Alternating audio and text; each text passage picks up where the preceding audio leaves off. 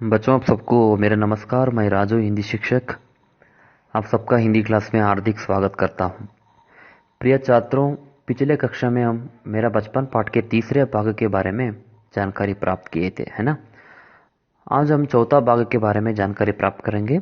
सबसे पहले इन शब्दों के अर्थ जानेंगे, ठीक है।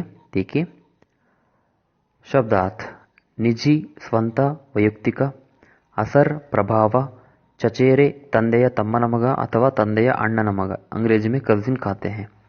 अखबार, दिनपत्रिके, जुमला, ಒಟ್ಟು, महसूस, अनुभव, चिकित्सा विज्ञान, वैद्यकीय विज्ञान, वितरक, हंचुववनु।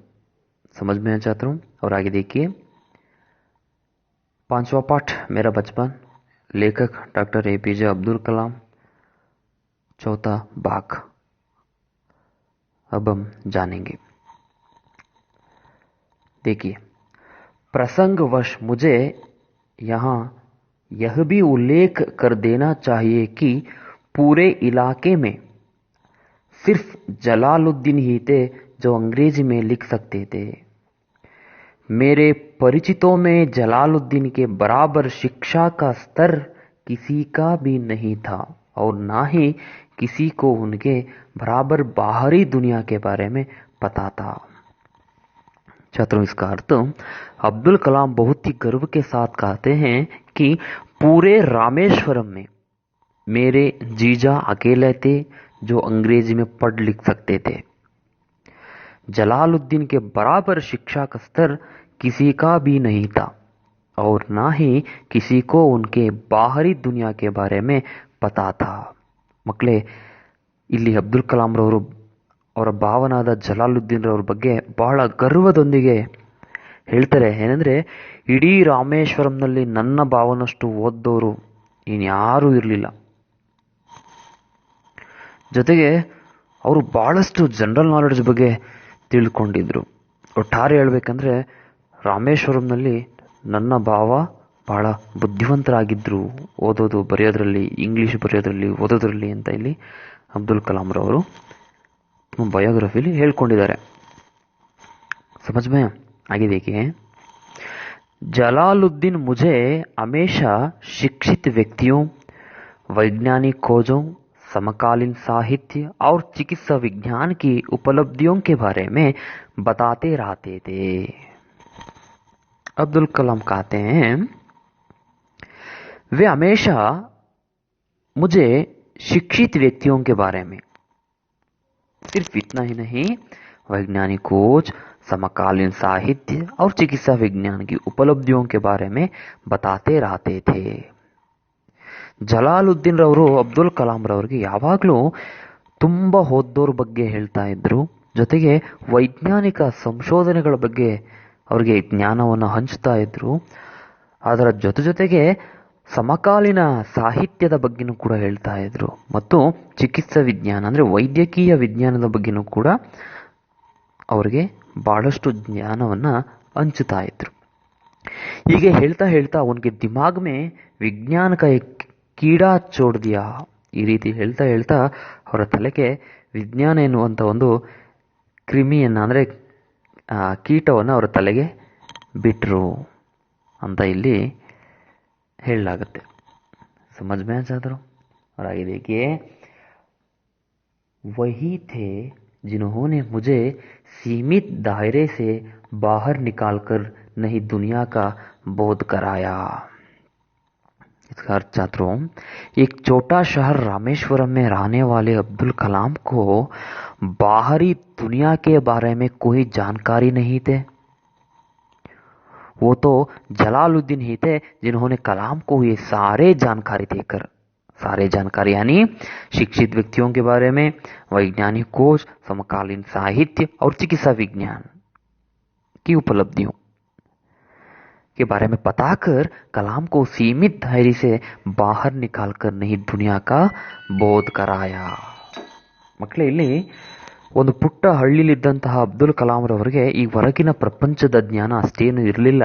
ಹಾಗಾಗಿ ತನ್ನ ಭಾವನಾದಂತಹ ಜಲಾಲುದ್ದೀನ್ ರವರು ಇವರಿಗೆ ಒಂದು ಹೊರಗಿನ ಪ್ರಪಂಚವನ್ನು ತೋರಿಸಿದ್ರು, ಒಂದು ಹೊರಗಿನ ಜ್ಞಾನವನ್ನು ಅವರಲ್ಲಿ ತುಂಬಿದ್ರು ಎಂದರೆ ತಪ್ಪಾಗಲಾರದು ಖಂಡಿತವಾಗ್ಲು. ಅಂತಹ ಅದ್ಭುತವಾದಂತಹ ಅಂತರಂಗ ಮಿತ್ರ ಜಲಾಲುದ್ದೀನ್ ರವರು ಅಬ್ದುಲ್ ಕಲಾಂಗೆ ಆಗಿದ್ರು. ಇಂತಹ ಒಬ್ಬ ವ್ಯಕ್ತಿ ಸಿಕ್ಕಿದ್ರೆ ಯಾವ ವ್ಯಕ್ತಿ ತಾನೇ ಮುಂದುವರಿಯಲ್ಲ ಹೇಳಿ ನೋಡೋಣ. ಖಂಡಿತ ಸ್ನೇಹಿತರೆ. ಹಾಗಾಗಿ ನಾವು ಯಾವಾಗಲೂ ಹೇಳ್ತೀವಿ, ಸ್ನೇಹಿತರನ್ನ ಮಾಡ್ಕೋಬೇಕು ಅಂದರೆ ನಮಗಿಂತ ಸ್ವಲ್ಪ ದೊಡ್ಡವರನ್ನ ಸ್ನೇಹಿತರು ಮಾಡಿಕೊಂಡ್ರೆ ಅವ್ರ ಜೀವನದಲ್ಲಿ ಭಾಳಷ್ಟು ಕಷ್ಟ, ನೋವು, ನಲಿವುಗಳನ್ನ ತಿಂದಿರ್ತಾರೆ. ಆ ಅನುಭವಗಳು ನಮ್ಗೆ ಹಂಚುತ್ತಾ ಇದ್ರೆ ನಾವು ಕೂಡ ಜೀವನದಲ್ಲಿ ಭಾಳಷ್ಟು ಮುಂದುವರಿಬಹುದು. ಹಾಗಾಗಿ ಅಬ್ದುಲ್ ಕಲಾಂ ರವರು ರಿಯಲಿ ನಾನು ಲಕ್ಕಿ ಅಂತ ಭಾವಿಸ್ತೀನಿ. ಯಾಕೆಂದರೆ ಜಲಾಲುದ್ದೀನ್ ಅವ್ರಿಗೆ ಸಿಕ್ಕಿದ್ದು ಆಯ್ನಾ. आगे देखिए, मेरे बाल्यकाल में पुस्तकें एक दुर्लभ वस्तु की तरह हुआ करती थी. हमारे यहाँ स्थानीय स्तर पर एक पूर्व क्रांतिकारी या कही है उग्र राष्ट्रवादी एस.टी. और मानिकम का निजी पुस्तकालय था. उन्होंने मुझे हमेशा पढ़ने के लिए उत्साहित किया. मैं अक्सर उनके घर से पढ़ने के लिए किताबें ले आया करता था. छात्रों, इस भाग में कलाम जी एक और व्यक्ति के बारे में बता रहे हैं. वो व्यक्ति कौन है? ठीक है, देखेंगे. कलाम की बाल्यकाल में गरीबी के कारण पुस्तकें दुर्लभ वस्तु थी. तब कलाम क्या करते थे? वे उग्र राष्ट्रवादी यानी पूर्व क्रांतिकारी एस.टी. और मानिकम के निजी पुस्तकालय से उनका अपना पुस्तकालय था, पढ़ने के लिए किताबें ले आया करते थे. एस.टी. और मानिकम ने भी कलाम को हमेशा पढ़ने के लिए उत्साहित किया. ಮಕ್ಕಳೇ, ಈ ಒಂದು ಭಾಗದಲ್ಲಿ ಕಲಾಂ ರವರು ಮತ್ತೊಬ್ಬ ವ್ಯಕ್ತಿಯ ಬಗ್ಗೆ ಹೇಳ್ತಾ ಇದ್ದಾರೆ. ಆ ವ್ಯಕ್ತಿ ಯಾರಪ್ಪ ಅಂದರೆ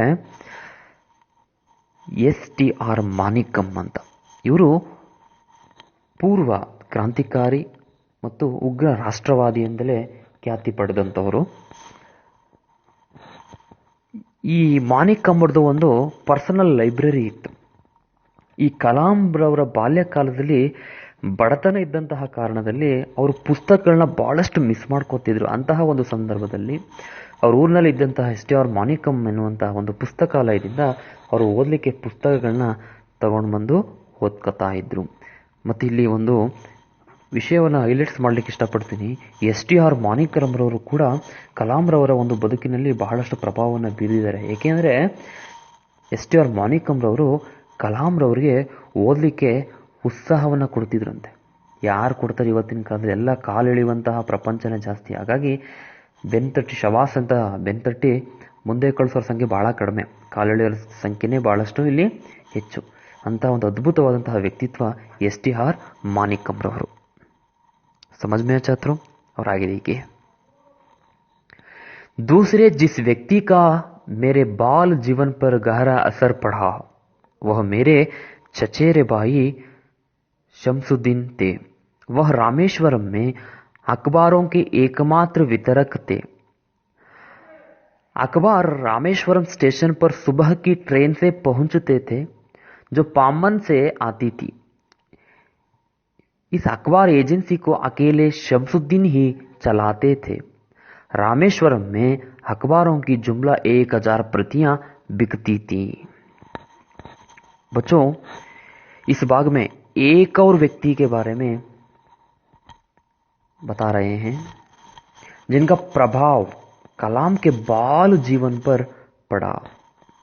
वे कौन थे? हाँ, वे कलाम के चचेरे भाई शमसुद्दीन थे. वे रामेश्वरम में अखबारों के एकमात्र वितरक थे. अखबार रामेश्वरम स्टेशन पर सुबह की ट्रेन से पहुंचते थे. ये ट्रेन पामन से आती थी और इस अखबार एजेंसी को अकेले शमसुद्दीन ही चलाते थे. और रामेश्वरम में अखबारों की जुमला अर्थात कुल मिलाकर 1000 प्रतियां बिकती थी. ಮಕ್ಕಳೇ, ಈ ಒಂದು ಭಾಗದಲ್ಲಿ ಅಬ್ದುಲ್ ಕಲಾಂ ಅವರು ಮತ್ತೊಬ್ಬ ವ್ಯಕ್ತಿಯನ್ನು ಪರಿಚಯ ಮಾಡ್ತಾ ಇದ್ದಾರೆ. ಅವ್ರು ಯಾರಪ್ಪ ಅಂದರೆ ಅವರ ಚಚೇರೆ ಬಾಯಿ ಶಂಸುದ್ದೀನ್. ರಾಮೇಶ್ವರಂನಲ್ಲಿ ಈ ನ್ಯೂಸ್ ಪೇಪರ್, ಅಕ್ಬರ್ ಅಂದರೆ ನ್ಯೂಸ್ ಪೇಪರ್ ಡಿಸ್ಟ್ರಿಬ್ಯೂಟ್ ಮಾಡ್ತಿದ್ದಂತಹ ಏಕೈಕ ವ್ಯಕ್ತಿ, ಒಬ್ಬನೇ ಡಿಸ್ಟ್ರಿಬ್ಯೂಟ್ ಮಾಡ್ತಿದ್ದನೋ ಅವನೇ ಶಂಸುದ್ದೀನು.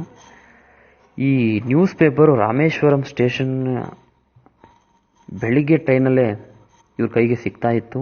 ಆ ಟ್ರೈನು ಪಾಂಬನ್ನಿಂದ ಬರ್ತಿತ್ತು. ಇಡೀ ರಾಮೇಶ್ವರಂನಲ್ಲಿ ಒಬ್ಬನೇ ಒಬ್ಬ ಏಜೆನ್ಸಿ ಯಾರಪ್ಪ ಅಂದರೆ ಅವರು ಶಂಸುದ್ದೀನ್ ಮಾತ್ರ, ಒಬ್ಬರೇ ಮೇಂಟೈನ್ ಮಾಡ್ತಾ ಇದ್ರು. ಮತ್ತು ಇಲ್ಲೊಂದು ವಿಚಾರವನ್ನು ಹೈಲೈಟ್ಸ್ ಮಾಡಲಿಕ್ಕೆ ಇಷ್ಟಪಡ್ತೀನಿ. ಏನಪ್ಪ ಅಂದರೆ ಅದು ರಾಮೇಶ್ವರಂನಲ್ಲಿ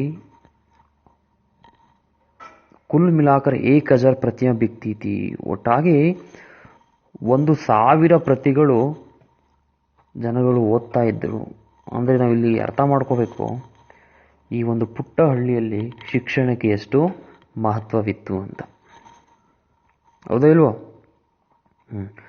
ಹಾಗಾಗಿ ಇವೆಲ್ಲ ಈ ಸಣ್ಣ ಪುಟ್ಟ ವಿಚಾರಗಳೆಲ್ಲ ಅಬ್ದುಲ್ ಕಲಾಂರವರ ಒಂದು ಜೀವನದಲ್ಲಿ ಬಹಳಷ್ಟು ಪ್ರಭಾವವನ್ನು ಬೀರಿದೆ ಎಂದರೆ ತಪ್ಪಾಗಲಾರದು. ठीक है, और आगे देखिए, बचपन में मेरे 3 पक्के दोस्त थे, रामानंद शास्त्री, अरविंदन और शिव प्रकाश. ये तीनों ही ब्राह्मण परिवारों से थे. रामानंद शास्त्री तो रामेश्वरम मंदिर के सबसे बड़े पुजारी पक्षी लक्ष्मण शास्त्री का बेटा था. अलग अलग धर्म, पालन पोषण, पढ़ाई लिखाई को लेकर हम में से किसी भी बच्चे ने कभी भी आपस में कोई भेदभाव महसूस नहीं किया. इस अंतिम अनुच्छेद में अब्दुल कलाम कहते हैं, बचपन में कलाम के 3 पक्के दोस्त थे. वो रामानंद शास्त्री, अरविंदन और शिव प्रकाश. ये तीनों ब्राह्मण परिवारों से थे. इन तीनों में रामानंद शास्त्री है ना, वो रामेश्वर मंदिर के सबसे बड़े पुजारी पक्षी लक्ष्मण शास्त्री का बेटा था. ये सब अलग अलग धर्मों में पैदा हुए हैं, पालन पोषण अलग रहा है, पढ़ाई लिखाई अलग रही है. होते हुए भी इन तीनों में कोई भेदभाव नहीं था. हमेशा मिलजुल कर रहते थे. ಈ ಒಂದು ಅಂತಿಮ ಭಾಗದಲ್ಲಿ ಕಲಾಂರವ್ರು ಹೇಳ್ತಾರೆ, ಅವ್ರು 3 ಜನ ಪಕ್ಕಾ ದೋಸ್ತಿದ್ರು. ಅವ್ರು ಯಾರ್ಯಾರಪ್ಪ ಅಂದರೆ ರಾಮಾನಂದ ಶಾಸ್ತ್ರಿ, ಅರವಿಂದನ್ ಮತ್ತು ಶಿವಪ್ರಕಾಶ್. ಇವರು 3 ಜನನು ಬ್ರಾಹ್ಮಣ ಪರಿವಾರದವರು. ಇವರು 3 ಜನರಲ್ಲಿ ರಾಮಾನಂದ ಶಾಸ್ತ್ರಿ ಇದ್ರಲ್ಲ, ಅವರು ರಾಮೇಶ್ವರಂ ಮಂದಿರದ ಪ್ರಧಾನ ಅರ್ಚಕರಾದ ಪಕ್ಷಿ ಲಕ್ಷ್ಮಣ್ ಶಾಸ್ತ್ರಿ ಅವರ ಮಗ. ಇವರೆಲ್ಲರೂ ಬೇರೆ ಬೇರೆ ಧರ್ಮದವರು. ಇವ್ರ ಪಾಲನೆ ಪೋಷಣೆ ಬೇರೆ ರೀತಿ ಇದೆ, ಓದೋದು ಬರೆಯೋದು ಬೇರೆ ಬೇರೆ ರೀತಿ. ಅಂದರೆ ಅಬ್ದುಲ್ ಕಲಾಂರು ಚೆನ್ನಾಗಿ ಓದಿ ವಿಜ್ಞಾನಿಯಾಗಿ ರಾಷ್ಟ್ರಪತಿ ಆದರು, ಮತ್ತು ಇವರು ಓದೋದ್ರಲ್ಲಿ ಸ್ವಲ್ಪ ಕಡಿಮೆ ಇದ್ದರು. ಇಷ್ಟೆಲ್ಲ ಇದ್ದರೂ ಕೂಡ ಇವರಲ್ಲಿ ಕೊಯ್ ಭೇದ ಭಾವ ನಹೀ ಥಾ. ಇವರಲ್ಲಿ ಯಾವುದೇ ರೀತಿಯ ಭೇದ ಭಾವ ಇರಲಿಲ್ಲ. ನಾನು ಅವನು ಇವನು, ನಾನು ಓದ್ತೀನಿ ನೀನು ಓದಲ್ಲ, ಇದು ಯಾವುದೇ ರೀತಿಯಾದಂತಹ ಭೇದ ಭಾವ ಅವರುಗಳಲ್ಲಿ ಇರಲಿಲ್ಲ. ಬಲ್ಕಿ ಹಮೇಶ ಮಿಲ್ಜುಲ್ ಕಲ್ಸೆ ರಾತೇತೆ. ಬದಲಾಗಿ ಇವರೆಲ್ಲರೂ ಒಟ್ಟಾಗಿ ಇರ್ತಿದ್ರು ಅಂತ ಅಬ್ದುಲ್ ಕಲಾಂರವರು ತಮ್ಮ ಆಟೋಬಯೋಗ್ರಫಿ ಆದಂಥ ಅಗ್ನಿ ಕಿ ಉಡಾನ್ ಎನ್ನುವಂಥದ್ರಲ್ಲಿ ತಮಗಾದಂತಹ ಅನುಭವಗಳನ್ನ ಬರೆದುಕೊಂಡಿದ್ದಾರೆ. ಮಕ್ಕಳೇ, ನಾನು ಇನ್ನೊಂದು ಹೇಳಲಿಕ್ಕೆ ಇಷ್ಟಪಡ್ತೀನಿ. ತಮಗೆಲ್ಲಾದರೂ ಅಗ್ನಿ ಕಿ ಉಡಾನ್, ಹಿಂದಿ ಮೇ, ಕನ್ನಡ ಮೇ ಅಗ್ನಿಯ ರೆಕ್ಕೆಗಳು, ಅವ್ರ ಅಂಗ್ರೇಜಿ ಮೇ ವಿಂಗ್ಸ್ ಆಫ್ ಫೈರ್, ಈ ಪುಸ್ತಕ ಸಿಕ್ಕಿದರೆ ದಯಮಾಡಿ ಓದಿ. ಸ್ಟೂಡೆಂಟ್ ವರ್ಷನ್ ಅಂತಿದೆ, ಭಾಳ ಚಿಕ್ಕ ಪುಸ್ತಕ ಇದೆ. ಅದು ಸಿಕ್ಕಿದ್ರೂ ಕೂಡ ಓದಲಿಕ್ಕೆ ಪ್ರಯತ್ನ ಪಡಿ. ಖಂಡಿತವಾಗ್ಲೂ ನೀವು ಮೋಟಿವೇಟ್ ಆಗೇ ಆಗ್ತೀರಾ. अर्थ ಆಗ್ತಿದೆಯಾ? ठीक है बच्चों, यह पाठ यहाँ पे खत्म हो जाता है. ठीक है, इस बात के संबंधित आपको कोई संदेह है तो पूछिए, और इस बात के संबंधित मैं कुछ प्रश्न भेजूंगा. आप इन प्रश्नों के उत्तर लिखकर भेजिए। और अंत में घर में एक बार इस पूरे पाठ को स्पष्टता से यानी स्पष्ट रूप से पढ़ने का प्रयास कीजिए। ठीक है, कल नोट्स देता हूं, तैयार हो जाइए। ठीक है, धन्यवाद।